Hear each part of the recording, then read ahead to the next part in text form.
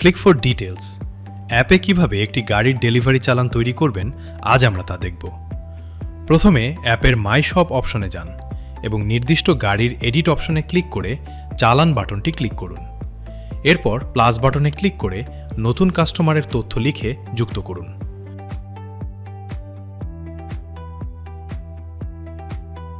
আপনি চাইলে সরাসরি আপনার ফোনের কন্ট্যাক্ট লিস্ট থেকেও কাস্টমার সিলেক্ট করতে পারেন।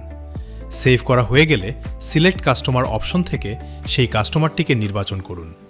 সবশেষে রেফারেন্স এবং প্রয়োজনীয় নোট লিখে নিচে থাকা সাবমিট বাটনে ক্লিক করুন।